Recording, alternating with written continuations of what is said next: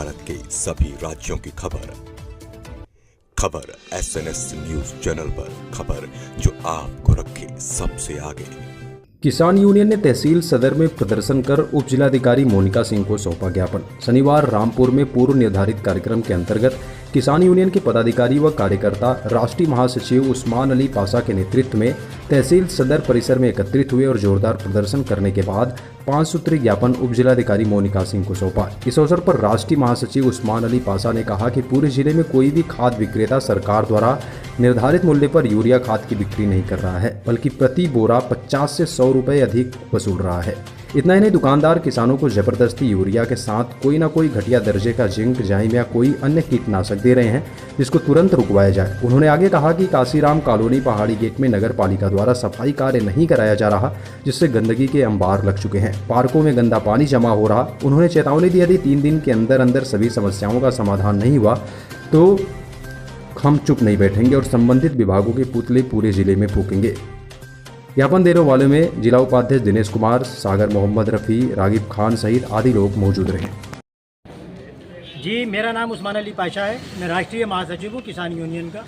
आज हमारा प्रस्तावित कार्यक्रम था तहसील दिवस में।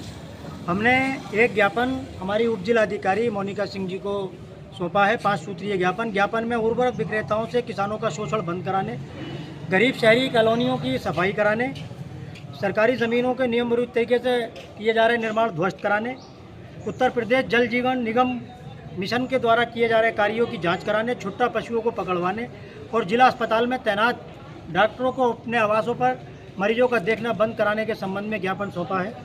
जो पहला बिंदु है उर्वरक विक्रेताओं से किसानों का शोषण बंद कराने, तो समस्या ये है कि इस समय जो खरीफ की फसल है और ख़ास करके धान, उसमें टॉप ड्रेसिंग का कार्य चल रहा है। यूरिया की मांग बेतहाशा बढ़ गई है, तो जो उर्वरक विक्रेता हैं प्रति कट्टा 50 से 100 रुपये महंगा दे रहे हैं। और ये महंगा ही नहीं दे रहे हैं, बल्कि उसके साथ में कोई ना कोई चीज़ अनावश्यक रूप से लगा के दे रहे हैं, चाहे वो घटिया क्वालिटी का जाइम हो, जिंक हो या अन्य कोई कृषि कीटनाशक हो, वो लगा के दे रहे हैं। अब अगर आदमी कोई अपने खेत में उसको जैसे तैसे करके किसान ने एक कट्टा यूरिया का इंतजाम किया, 267 रुपये का कट्टा होता है, उसको तुम दे रहे हो 367 रुपये का, और उसके साथ में भी 200-250 रुपये की कोई चीज़ और लगा के दे रहा हो, तो किसान तो पैसे बर्बाद हो रहा। अच्छा, फिर अनावश्यक रूप से जो अपनी ज़मीन में वो जिंक या जाइम या मतलब कहते हैं कोई कृषि रसायन डाल रहा है, तो उससे उसकी ज़मीन की उर्वरा शक्ति का जो संतुलन है वो भी बिगड़ रहा है।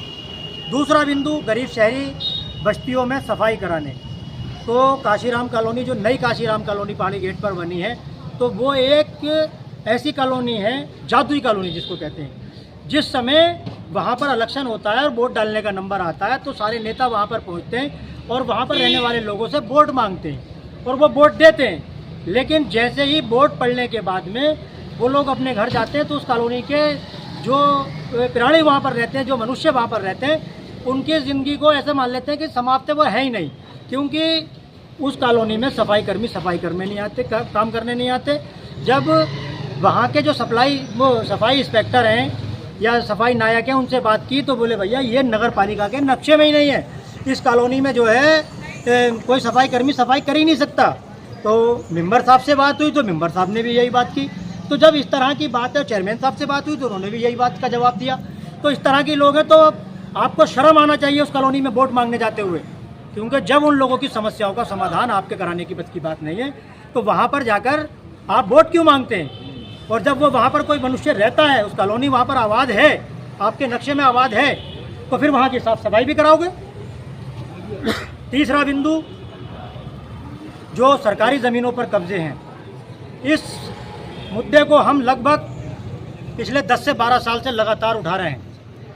एक गाटा संख्या है 19 पहाड़ी दरवाज़ा स्थित तहसील सदर का, वो बांसी भूमि है रामपुर शहर का, क्योंकि जैसे हमारे इरशाद भाई हैं, दिनेश बाबू हैं, इस उम्र के लोगों ने खूब देखा होगा कि रामपुर के चारों तरफ बांसी हुआ करती थी और उसमें गेट लगे हुए थे, ताकि रात को गेट बंद कर दिया जाए तो कोई चोर या कोई अन्य व्यक्ति रामपुर के अंदर एंट्री ना कर सके।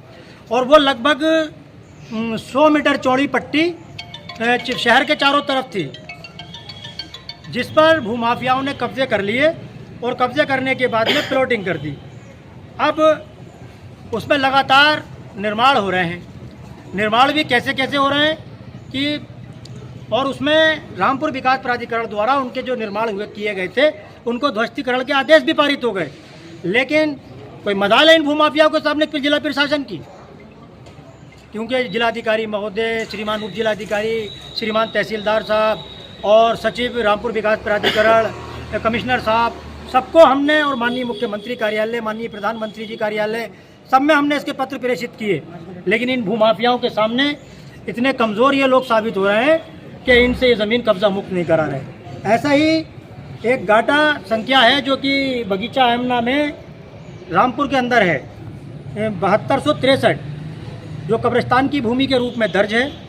उस भूमि को भी कब्जा मुक्त कराने के लिए जिला अल्पसंख्यक कल्याण अधिकारी, नगर पालिका परिषद रामपुर, श्रीमान उप जिलाधिकारी सदर, श्रीमान तहसीलदार सदर, सबको पत्र प्रेषित किए गए, लेकिन हर विभाग दूसरे विभाग के ऊपर को टाल के ख़त्म कर देता है। नगर पालिका परिषद कहती है कि ये भूमि जो है उसकी है अल्पसंख्यक कल्याण विभाग की। अल्पसंख्यक कल्याण विभाग कहता है कि हमने इसका पत्र लिखकर भेज दिया श्रीमान उप जिलाधिकारी महोदय को, वहाँ से पैमाइश होगी तब इसकी जांच होगी, और श्रीमान उप जिलाधिकारी महोदय, तहसीलदार महोदय के कार्यालय से रिपोर्ट लगकर चली जाती है कि ये ज़मीन जो है नगर पालिका के क्षेत्र में आती है, तो नगर पालिका जो है इसका जो भी नक्शे में है नगर पालिका के में है।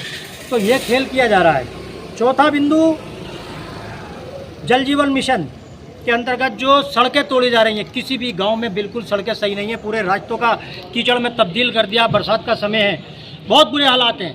ग्राम सैनी नानकार, जिसमें फारूक प्रधान जी के घर से और बड़े कब्रिस्तान तक को जो रोड गया है, वो इतनी बुरी तरह से दलदल में मतलब तब्दील हो गया था।